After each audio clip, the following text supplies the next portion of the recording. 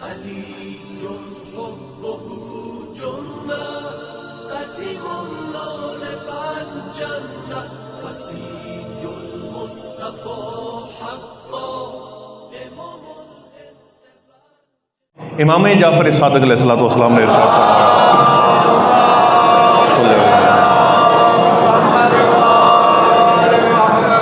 ان الدواوین یوم القیامت ثلاثہ، قیامت کے دن ہر شخص کے سامنے 3 دفتر کھولیں گے۔ جب اس کا نامہ اعمال کھولا جائے گا ہر شخص کے 3 دفتر کھولیں گے۔ ہمارے یہاں پہ ہمارے ذہن میں کہ 2 دفتر ہوں گے، یعنی ایک نیکیوں کا ہوگا اور ایک برائیوں کا ہوگا، نہیں، امام فرما رہے ہیں 3 دفتر ہوں گے۔ دیوان فیہ النعم، پہلا دفتر ہوگا کہ جس میں وہ نعمتیں لکھی ہوں گی جو پیدا ہونے سے، بلکہ پیدا ہونے سے بھی پہلے سے لے کر مرنے تک اللہ نے ہمیں عطا فرمائی ہے۔ اب پھر جب یہ میں نے پڑھا تو پھر میرے ذہن میں گیا کہ ہو سکتا ہے وہ باقی دفتر چھوٹے ہوں گے جو ہم نے نیکیاں کی ہیں، یہ دفتر تو وہ ہے کہ جس کے بارے میں اللہ فرما رہا ہے کہ اگر تم شمار کرو میری نعمتیں شمار نہیں کر سکتے۔ یہ دفتر تو سب سے بڑا دفتر ہوگا اللہ کی نعمتوں کا، یہ ایک نعمتوں کا دفتر ہے۔ وَدِيوَانٌ فِيهِ الْحَسَنَاتُ، دوسرا دفتر نیکیوں کا دفتر ہوگا۔ نیکیاں اور نعمتیں، ان کا مقابلہ کروایا جائے گا۔ تیسرا دفتر فرمایا وَدِيوَانٌ فِيهِ السَّيِّئَاتُ، تیسرا دفتر گناہوں کا دفتر ہوگا۔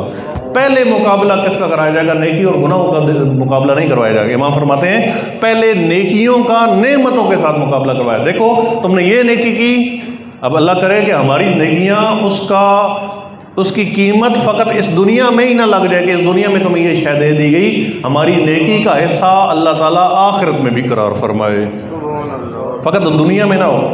روزہ تم نے چونکہ رکھا جو ہے وہ کھانے پینے کے لیے، اس لیے تمہیں ہم نے کھانے پینے کے لیے بہت عطا کر دیا، اب اس کا اجر جو ہے وہ تمہارے لیے یہاں پر موجود نہیں ہے۔ نماز تم نے چونکہ دکھانے کے لیے پڑھی، حج تم نے اپنے آپ کو حاجی کہلوانے کے لیے کیا، زیارت تم نے اپنے آپ کو زوار کہلوانے کے لیے کی، عزاداری تم نے اپنے آپ کو عزادار کہلوانے کے لیے کی، یہ ساری چیزیں ایسا نہ ہو کہ ان کی قیمت ہمیں یہاں پر ہی وصول ہو جائے، یہاں پر اگر وصول ہوگی پھر وہاں پہ کوئی وصول نہیں ہوگا۔ یہ وجہ ہے کہ امام فرماتے ہیں کہ ایک نیکیوں کا دفتر ہے، ایک نعمتوں کا دفتر ہے، ان دونوں کا جب مقابلہ ہوگا نعمتوں کی تعداد حسنات سے بڑھ جائے گی اور گناہوں کا دفتر بے مقابل رہے گا۔ یعنی نعمتیں یہ نیکی کی، اس کے مطلب مقابلے میں یہ نعمتوں میں مل گئی، تمہارے پاس اب اس نیکی کا کوئی اجر ہمارے پاس نہیں ہے۔ اب 2 دفتر تو آپس میں ان کا مقابلہ ہو گیا، پیچھے ایک دفتر رہ گیا جو بلا مقابلہ ہے۔ کتنی پریشانی کی بات ہے کہ جو گناہوں کا دفتر ہے، کوئی شے ایسی بھی تو ہو کہ جو گناہ کا مقابلہ کرے اور گناہ کو 0 کر دے، کوئی ایسی شے بھی تو ہو جب انسان اس وقت پریشان ہوگا۔ فَتَسْتَغْرِقُ النِّعَمَ عَامَّةَ الْحَسَنَاتِ وَيَبْقَى دِيوَانُ السَّيِّئَاتِ فَيُدْعَى يَا ابْنَ آدَمَ الْمُؤْمِنُ لِلْحِسَابِ فَيَتَقَدَّمُ الْقُرْآنُ أَمَامَهُ، پھر کہا جائے گا یہ دونوں دفتر تیرے ختم ہو چکے ہیں، نعمتوں کا بھی نیکیوں کا، فقط تیرے پاس اب گناہوں کا دفتر رہ گیا، اب میدان میں آ جا، اب حساب کے لیے تیار ہو جا۔ اس وقت فَيَتَقَدَّمُ الْقُرْآنُ أَمَامَهُ، وہ چلے گا تو قرآن بھی اس کے ساتھ ساتھ چلے گا۔ اللہ کرے کہ ایسے موقع پہ قرآن ہمارے ساتھ ساتھ چلے، اگر ہم اس کے ساتھ چلیں گے تو یہ ہمارے ساتھ چلے گا۔ فی احسن صورت، بڑی خوبصورت شکل میں قرآن اس کے ساتھ چلے گا۔ فیقول، اس بندے کے بولنے سے پہلے قرآن بارگاہ الہی میں التجا کرے گا، یا رب انا القرآن، اے پروردگار میں قرآن ہوں۔ وَهَذَا عَبْدُكَ الْمُؤْمِنُ، یہ تیرا مؤمن بندہ ہے۔ قَدْ كَانَ يُتْعِبُ نَفْسَهُ بِتِلَاوَتِي، یہ تکلیف میں بھی ہوتا تھا تب بھی میری تلاوت کو ترک نہیں کرتا تھا۔ قرآن شفیع بن جائے گا، مشکل میں بھی ہوتا تھا، روزے سے ہوتا تھا، نیند آ رہی ہوتی تھی لیکن کہتا تھا کہ آج میں جو ہے وہ یہ اتنی میں نے تلاوت کرنی ہے۔ وَيُطِيلُ لَيْلَهُ بِتَرْتِيلِ، اور لمبی لمبی راتیں جب ماہ رمضان کی آتی تھیں یہ ترتیل کے ساتھ میری تلاوت کرتا تھا، خوبصورتی کے ساتھ سمجھ کر میری تلاوت کرتا تھا۔ وَتَفِيضُ عَيْنَاهُ إِذَا تَهَجَّدَ، اور جب نماز شب پڑھتا تھا میری تلاوت کرتے ہوئے تیری بارگاہ میں اس کے آنسو نہیں تھمتے تھے، اس کے رخساروں پر اس کے آنسو رواں ہوتے تھے۔ فرض ہی کما ارزانی، اے پروردگار میں اس بندے مومن سے راضی ہوں جس طرح اس نے مجھے راضی کیا، آج تو اس سے راضی ہو جا، آج تو اس سے راضی ہو جا۔ قال فیقول العزیز، امام فرماتے ہیں فیقول العزیز الجبار، یعنی پروردگار عالم کا ارشاد ہوگا عبدی۔ اب یہ دیکھیں، یہ قرآن کی شفاعت، وہ شخص کے جس کے نامہ اعمال میں فقط گناہ رہ گئے تھے، قرآن نے شفاعت کی۔ العزیز الجبار، وہ طاقتور بادشاہ، وہ اس مالک یوم الدین جو ہے، وہ کیا فرمائے گا؟ عبدی، اے میرے بندے، ابسط یمینک فیملأہا من رضوان اللہ، اپنا دایاں ہاتھ بڑھا تاکہ میں اپنی رضا تیرے دائیں ہاتھ میں ڈال دوں، تیرے دائیں ہاتھ کو میں اپنی رضا کے ساتھ، اپنے رضوان کے ساتھ جو ہے وہ بھر دوں۔ اور پھر جب دایاں ہاتھ بھر جائے گا رضائے پروردگار کے ساتھ، پھر فرمائے گا اپنا بایاں ہاتھ بڑھا، بایاں ہاتھ بڑھائے گا من رحمت اللہ، اس کے بائیں ہاتھ کو اللہ رحمت خدا سے بھر دے گا۔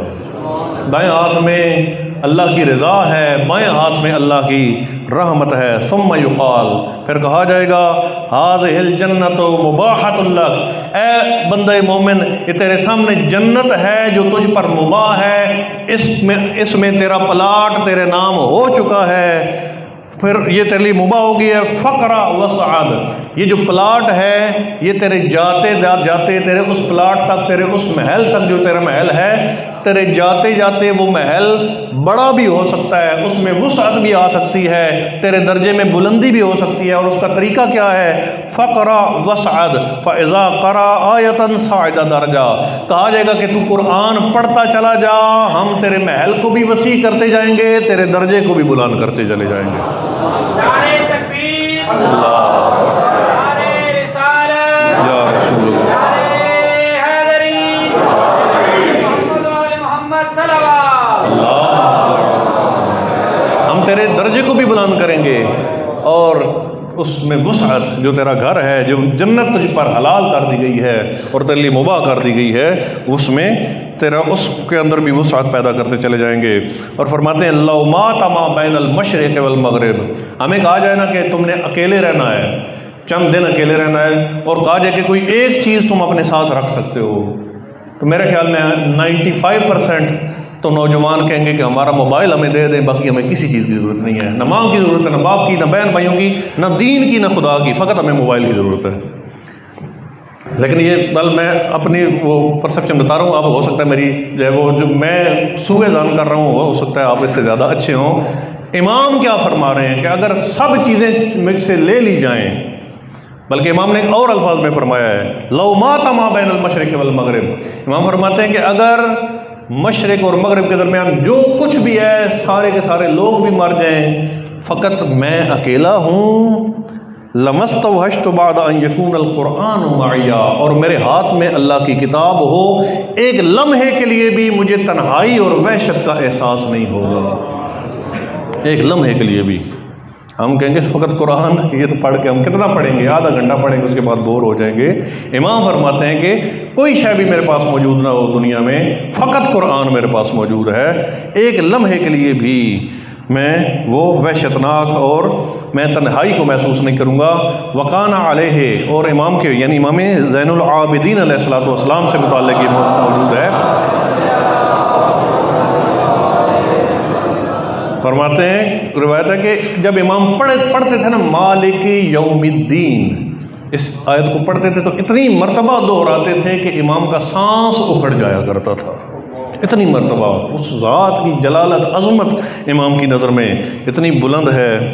اور پھر فرمایا تعلم القرآن فإنہ یأتی یوم القیامہ، قرآن سیکھو، قرآن کا علم حاصل کرو، کیوں کہ قیامت کے دن قرآن آئے گا یوم القیامت صاحبہ فی صورت شاب بن جمیل شاحب اللون، قرآن اپنے قاری کی طرف اور اپنا علم حاصل کرنے والے کی طرف جب آئے گا، کس صورت میں آئے گا؟ خوبصورت شکل کے نوجوان کی صورت میں آئے گا، قرآن بشکل انسان اور خوبصورت شکل کے نوجوان کی صورت میں قرآن آئے گا. فیقول له القرآن، قرآن اس شخص کو کہے گا کہ جس نے علم قرآن حاصل کیا ہوگا، انا الذی کنت اسہرت لیلک واظمأت حواجرک واجففت ریقک واصلت دمعتک. اے بندہ خدا، میں وہ ہوں کہ میری وجہ سے تو راتوں کو جاگا کرتا تھا. اور اللہ کرے کہ قرآن کی وجہ سے ہم راتوں کو جاگیں. میں وہ ہوں میری وجہ سے تو راتوں کو جاگا کرتا تھا. میں وہ ہوں کہ میری وجہ سے تیری شہرگ خشک ہوا کرتی تھی. یہ اب کیا ہے؟ گرمی کی شدت آ رہی ہے تو شہرگ خشک ہونا شروع ہو گئی ہے. کس لیے؟ حکم قرآن ہے، حکم خدا ہے کہ من شاہد منکم الشہر فلیصم. جو ماہ رمضان کو پائے، مریض بھی نہیں ہے، مسافر بھی نہیں ہے، تو اس کے لیے کیا ہے؟ روزہ واجب ہے. قرآن میرے حکم کی وجہ سے تیری شہرگ خشک ہوا کرتی تھی، میری وجہ سے تیری راتیں جو ہے وہ بے خواب گزرا کرتی تھی. وجففت واظمأت حواجرک واصلت دمعتک، مجھے پڑھتے ہوئے تیری آنکھوں میں آنسو روا ہوا کرتے تھے. اس کے بعد توجہ رکھیے گا، اعول معک حیث ما قلت، فرمایا کہ جس طرح تو دنیا میں مجھے ساتھ ساتھ رکھتا تھا، فرمایا کہ آج پھر میں تیرے ساتھ ساتھ ہوں. بروز قیامت جب ماں باپ پہچاننے سے انکار کر دیں گے، جب اولاد پہچاننے سے انکار کر دے گی، اس وقت اگر کوئی ایسا سہارا مل جائے کہ جس کا پتہ بھی ہو کہ اس کی پہنچ بھی اوپر تک ہے، اس کی شفاعت کو اللہ تعالیٰ قبول بھی فرمائے گا، وہ کہہ دے کہ جس طرح تو مجھ پہ عمل کرتا تھا، میری وجہ سے اپنے شہرگ کو خوش کرتا تھا، میری وجہ سے تیرے آنسو بہتے تھے، میری وجہ سے تو جو ہے وہ راتوں کو جاگا کرتا تھا، تو آج تو جہاں جہاں جائے گا میں تیرے ساتھ ساتھ جاؤں گا. اور یہاں تک قرآن کہے گا وَكُلُّ تَاجِرٍ مِّن وَرَاءِ تِجَارَتِهِ وَأَنَا الْيَوْمَ لَكَ مِّن وَرَاءِ تِجَارَتِكَ. قرآن فرمائے گا کہ ہر تاجر، ہر بزنس مین اس خیال میں ہوتا ہے کہ کس طرح اپنے نفع کی فکر کرے، اپنے نفع کی فکر میں ہوتا ہے کہاں سے زیادہ منافع حاصل کرے. آج میں تیرے ساتھ ساتھ چلوں گا اور جہاں تجھے منافع ہو رہا ہوگا میں تیری رہنمائی کروں گا.